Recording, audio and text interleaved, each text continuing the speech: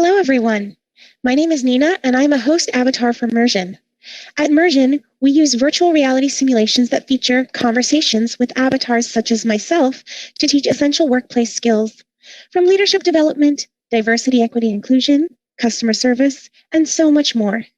Thank you for joining us today for the U.S. Chamber of Commerce Foundation's 11th Annual International Women's Day. I would like to introduce the next session, Diversity, Equity, Inclusion, More Important Now Than Ever. This session's panelists include Vicki Mealer-Burke from Qualcomm, Carla Grant-Pickens from IBM. From Mursion, we have Sara Bokhari. I will now hand the session over to our moderator, Ruth Umoh from PaperWorkStudio. Ruth, over to you.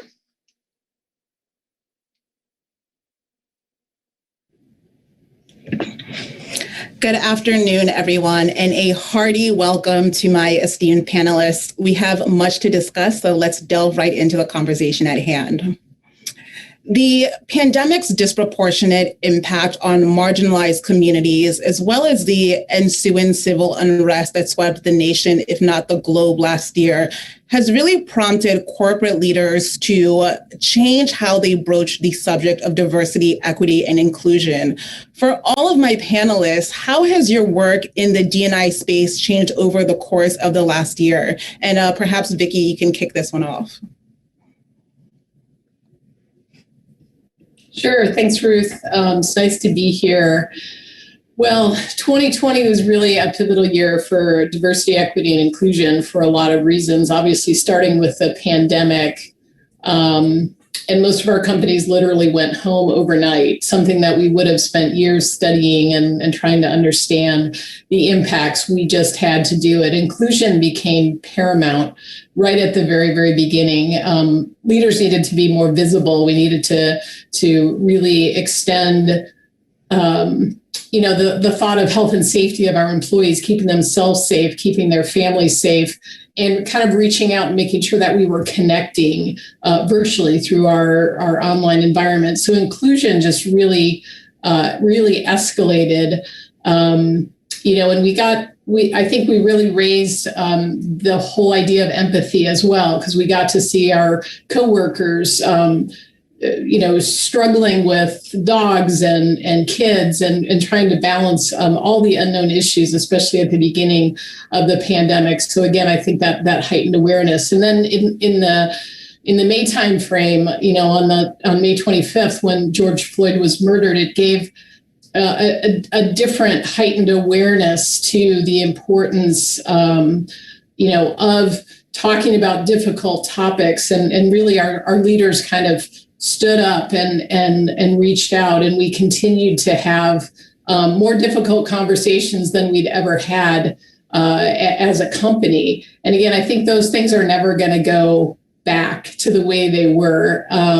So I think we proved to ourselves that we can really execute, we can meet deliverables, and also meet employees where they are in a global crisis. And I think that we're really never going to go back to the way things were. So from a DEI perspective, I think it's been, in hindsight, a wonderful escalation of all these issues. Absolutely. And Carla, at IBM, how have you all leveraged what was a catalytic year that galvanized corporate leaders? Thanks, Ruth. Yeah, so, just as Vicki stated, Vicki and I had the opportunity to meet really early on in the pandemic last year. I think our biggest gift has been co-creating with our employees and really creating a focus and galvanizing our leaders, as you stated, to really work together, create a more D&I focused agenda, and really sharing regular progress. So what we found was transparency around our programs and talking about what we're doing around D&I internally and externally, and how we're showing up to support our D&I communities within the organization, but externally, how are we going to show up to support the broader communities and society.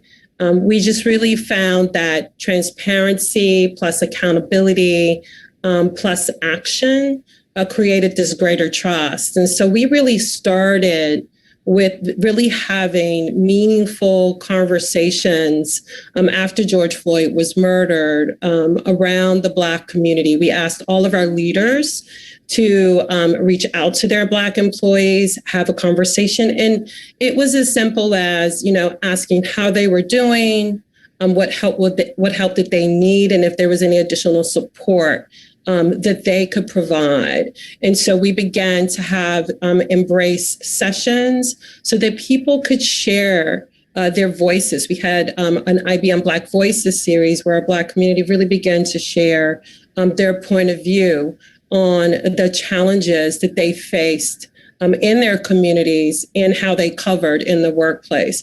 So we learned so much. And where we ended was, and in feedback, was that we needed to do more robust learning and awareness on topics that are traditionally seen as off limits. So saying topics about identity or race or ethnicity or religion or discrimination or mental health needs, these are topics that were off limits. And so that's just no longer acceptable. Having uncomfortable conversations and leaders really being more compassionate and caring and empathetic of the person, not the employee, really became the focus for us. Absolutely. Very well said. And as for you, Sara, over at Mursion, talk to me about your pivot and your approach to D&I. Sure, of course. So I think like a lot of people over the last year, we've just really had to get a lot deeper, and we're leaning into the understanding that sustainable change in diversity, equity, and inclusion is actually in the decision-making process. It's in policy. It's not in events. And I think when you look kind of back to the last 5 years or so, there've been a lot of events, a lot of trainings, and we found that just it isn't enough. Public statements are not enough. They are important, but again, they're not enough. So we're really thinking about how can we focus on policy to drive change in our collective behaviors. The other thing that's sort of holding that up is thinking about how are we collecting data and then using that to inform conversations with managers, with recruitment around retention, performance, and so on. But thinking beyond just the sort of broad demographic data that we typically collect and looking at things like what is the educational experience that our staff are bringing to the table? Are we able to parse demographic data in ways that we haven't in the past? For instance, with our Asian American staff or staff who identify as Asian, is the experience different if you identify as South Asian than East Asian? We need to dig a lot deeper, I think, in order to get to that sustainable change. And then the third area where we are seeing ourselves having to ramp up our efforts is in being a mirror to our clients. You got to meet Nina at the start of this session. She's one of our many avatars, and she, along with all of her avatar community, actually help lead conversations, complex conversations for our partners, for our clients around diversity, equity, and inclusion, around performance, around leadership. And people are coming to us and saying, Mursion, I need a safe space. I need a brave space to have this conversation. And so we're finding that in order to create that for our clients, we have to be walking that walk ourselves and are looking then at what does it mean to support our staff to be able to meet our clients where they are and continue to push them forward. Absolutely. I'm hearing a couple of recurring threads among all three of your statements. One is the critical need for transparency, for accountability, and certainly for empathy among leaders, but also more of an external focus where you're making public statements and you're putting action and data and metrics behind that and really looking to drive legislative change and policy change. I do want to pivot very quickly and hone in on women, given the fact that Monday is International Women's Day. Countless research has shown time and time again that women and caregivers in general really are facing critical challenges during the pandemic, and it's prompted a mass exodus from the workforce. What are your organizations doing to address the needs of this very vital demographic? And Carla, perhaps you can kick this one off. Absolutely, Ruth. So yeah, I have been talking with so many women over the past couple of weeks because I think just even more recently, some stats came out that, the running numbers about 5 million women have left the workforce since the pandemic. And this is just not acceptable. It's shocking. It's such a big impact to companies and our organizations to lose such great talent and all the progress that we are trying to make around equity and equality in the workplace. And so, a good example for us has been, right at the beginning, the start of COVID, we had a mother, we have moved to 100% virtual, very similar to Qualcomm. And on a call, she had to go take care of her baby. She expressed to her team how disappointed she was and that she didn't show up, at her best moment. And her team rallied around her and they decided to create the Work from Home Pledge to support each other and balancing work and life during this challenging time. And that happened right away with COVID and the onset of the pandemic, but that our culture needed to change. We needed to show up differently. And so we ensured that we create an environment and a culture that eases the pressure for women and caregivers and parents and, even those that have contracted COVID and they've become ill or a family member has become ill. We have parents that their kids are struggling as well with mental health every day, being isolated, being at home, not being able to be in school with their teachers and with other students, and just the ability to have that social interaction face to face. It's really been limiting, and it's been a really big challenge. And so what we did was we really wanted to acknowledge these multiple demands.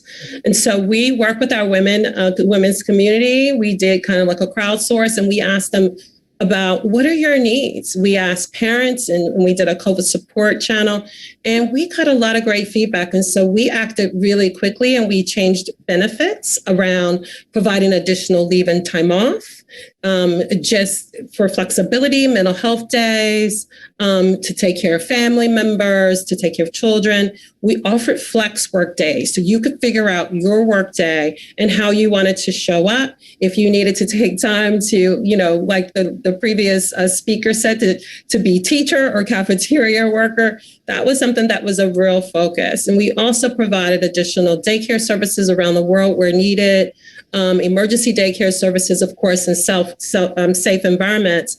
And then mental health support, adding to our mental health support services so that employees can go without having to worry about paying for the costs to be able to get those services for themselves and their family. So resiliency tools and work from home tools were also really key. So thousands of our IBMers, as well as our CEO, took the pledge. He actually posted the pledge on LinkedIn, and that really set the tone for how we'll show up for our employees.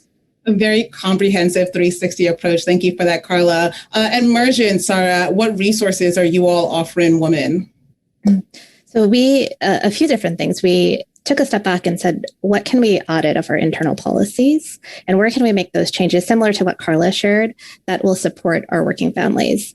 And I've been intentional when talking about those policies, not actually using gendered language, because I think sometimes we come up with really creative, wonderful solutions for working women, for working mothers, and we present them as for working mothers, and then there's a stigma attached to them. Well, I don't really want to take that because how would I be looked upon by my colleagues? So we were intentional with talking about parental and guardian leave that extends to any kind of caregiver, primary, secondary, adoptive, birth, and that's available in equal portion across all genders. We also really thought about employee education. So do all of our staff have access to information, for instance, about 401ks? We've seen that typically financial education is concentrated in the hands of those who come from a wealthy background, are predominantly white, are often men. And so we want to level the playing field by just making sure that all of our employees have access to the same transparency and the same equal education through lunch and learns, through informative documents. It's that transparency that we had referenced. And then finally, we are also thinking about in this remote dispersed workforce, how do we create virtual spaces for folks to congregate? So we have a parents and guardians Slack channel where you can share pictures of your kids or vent about how it's going, and have somebody to reach out and say, like, I see you. I know that you're there too. I'm there also. And we've done the same also for our staff of color. So I know a lot of companies have ERGs, employee resource groups, or sort of committees that plan to share about the experience of lived experiences of individuals. we took a different approach and created a closed group.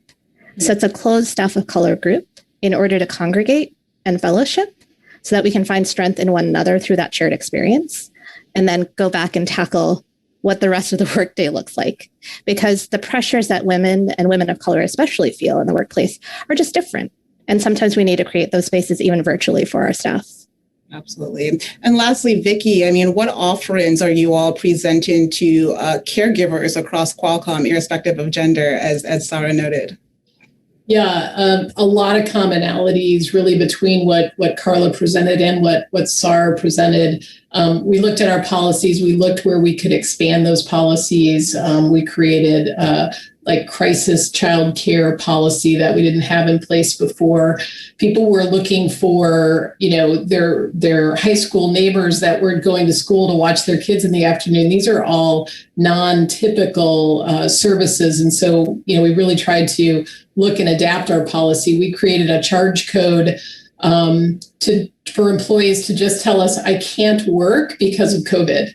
And they didn't have to charge their projects, and they still got paid, but they were able to kind of, safely just say, I can't do this right now.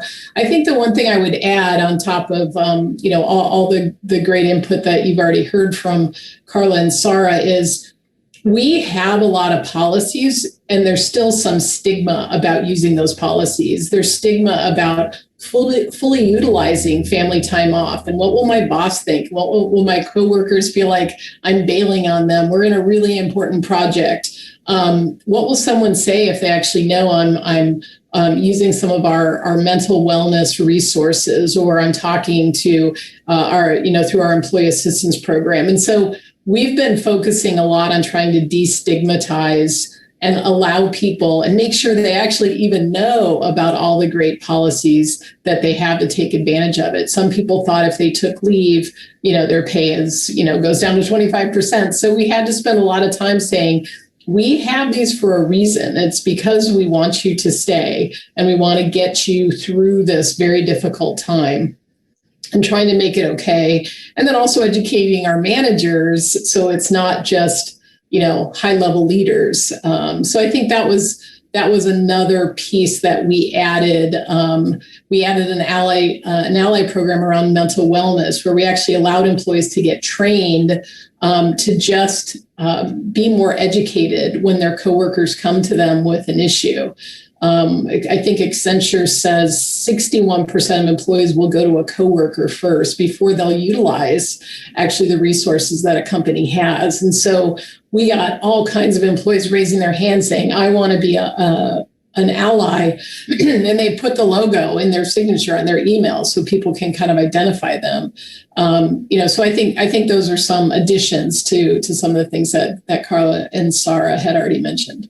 Absolutely. And thank you for bringing that point up. I think there absolutely is a stigma and a fear among caregivers or workers in general to really leverage said benefits. And so it's something that's worth highlighting. I want to get a bit more granular. Vicki, Qualcomm has set forth public goals on diversity, equity, inclusion, and belonging, including linking executive pay to some of these targets. What was the impetus behind this move? And can you specify exactly how you aim to hold your leadership team accountable to these D&I efforts? Yeah, thanks for throwing that one out there. The impetus is really coming from the investment community of public companies. The investment community, by and large, is saying, we want all your companies to create breakthrough technology and services and wonderful products, but we also want corporations to feel like they're obligated to corporate social responsibility type of initiatives. These initiatives we at Qualcomm have been doing for years and years and years. We just never talked about it as much. We're a B2B company. We're not as well known from a consumer standpoint. And so when the environment now is set where investors are looking to companies to say, what are you doing? We started being public with what we were doing, including setting goals. And the thing that I feel really good about tying our executives is our executives have been super supportive. And again, we've just never written that in our corporate social responsibility or really been very public about it. So our executives are supportive. They have been supportive. And so this is a way for us to kind of acknowledge that. And so there's a portion of their bonus that is tied to meeting certain human capital metrics that we're tracking internally. And again, I think it's just an opportunity for us to just say out loud what we feel like has already been happening in our company. Absolutely. That's great to hear. Sara, turning it over to you, Mursion's D&I strategy is one that is very much centered on dismantling systems of oppression. Can you delve into Mursion's unique approach to creating a far more fair and equitable workplace? Sure. And I'll just say it's hard. We're trying to figure it out. I've noticed that there is sometimes this sense that when I critique a system that you benefit from, that I benefit from, it sometimes lands as a critique of a person. And it's hard to get past that.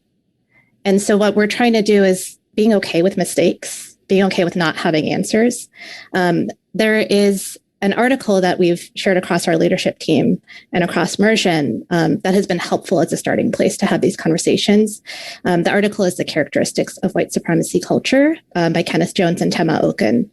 And it's one I highly recommend. I actually revisit it nearly on a monthly basis to remind myself of what are those tenets? Are there things that you can shift in your approach? Or are there conversations that you can have as a supportive coach or a mentor or a manager to change culture?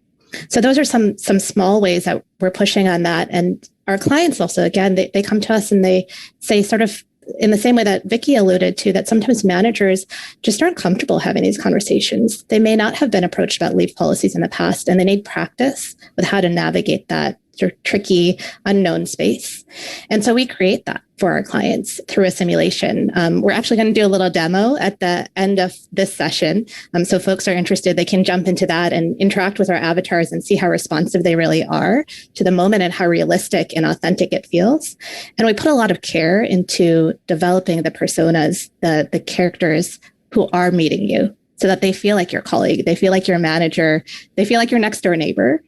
And in that, we can start to feel like, okay, I'm getting the chops. I'm feeling a little bit more comfortable. I might fail again, but I'm getting a little bit more comfortable with having that conversation. I want to quickly follow up there because you brought up a very interesting point at the top of your response that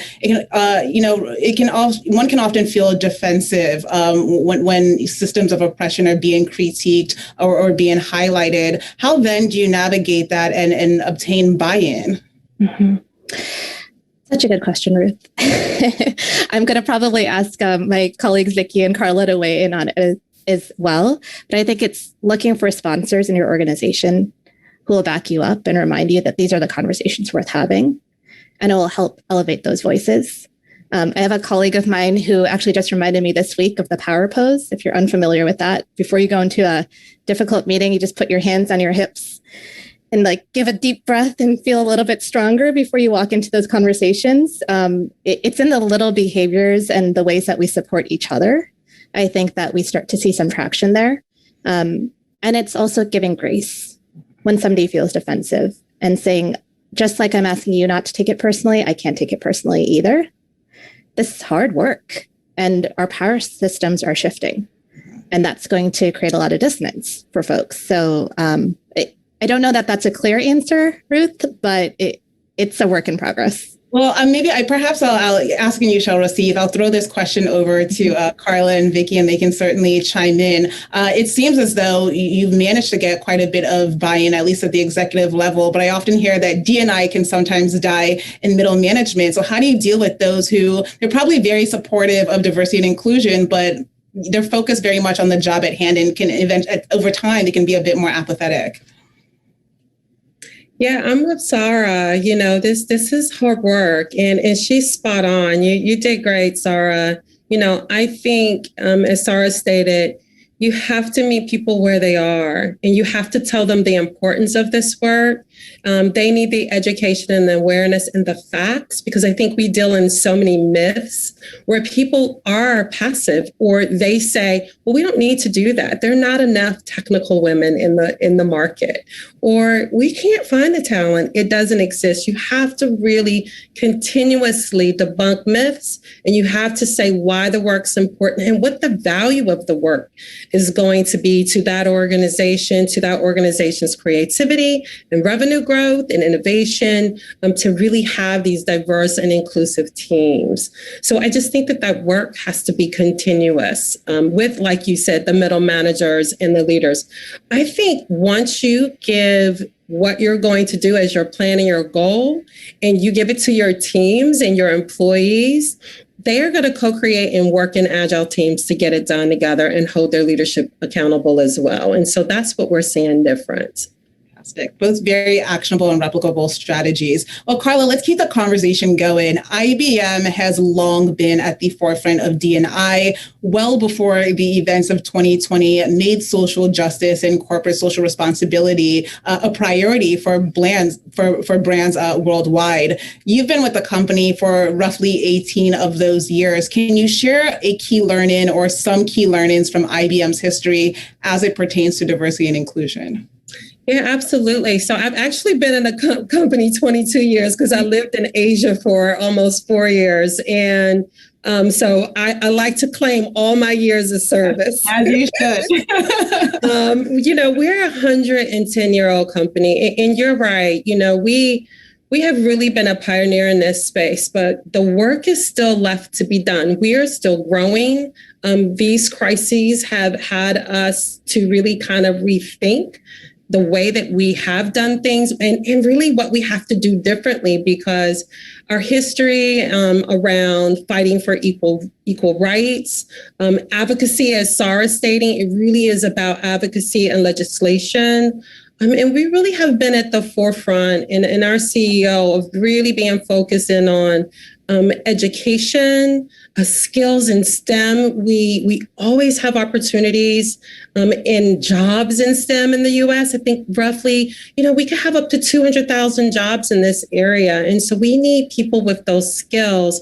And so we really focus in on education and skills and jobs, because this is going to provide a real opportunity for many underserved communities to really change their socioeconomic circumstance, because these jobs are, higher paid than average. And so that really is where we focus in on investing in the future, investing in our communities.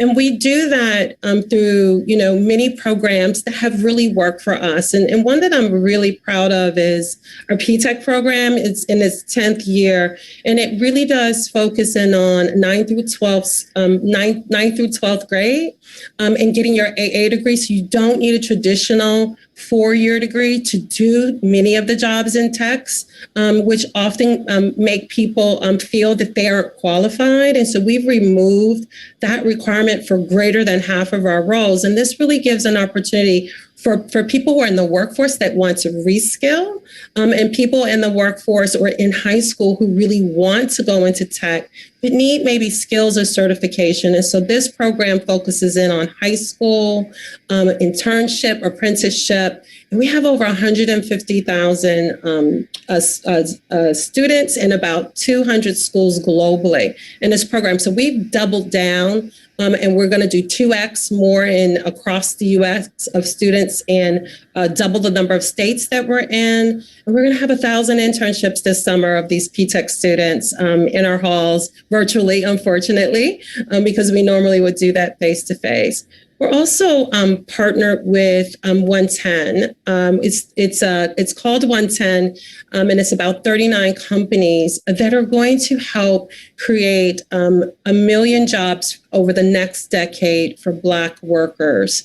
And this will be a reskilling, as well as really focusing on those without the traditional degrees, but getting them in the workforce. And we're going to need that forevermore with Black and brown communities and with women who have left the workforce. So those are really, really key programs that we focus on. And I think lastly, one that we've been really proud of, I mean, we have worked with the HBCUs for a really long time. And for those who aren't familiar, historically Black colleges and universities. So we have created the first of its kind quantum research and innovation centers across several of the HBCUs and a skills academy. It's a $100 million investment. So students can get access to AI and quantum skills, high demand, hot skills that are going to be the jobs of the future, now and in the future. And we're really, really focusing on ensuring these communities are also able to compete and really do research, which is really required often, and be able to write and publish papers to really be able to compete for these competitive jobs. So we're really excited about the future.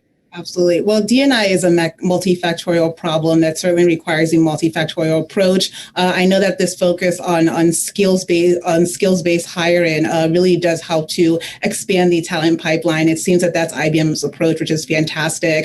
That said, I do think that this is a very cogent place to end. Carla, Sara, Vicki, thank you all for such a stimulating conversation. And I look forward to following your diversity and inclusion efforts in 2021 and certainly beyond. So thank you. Thank you.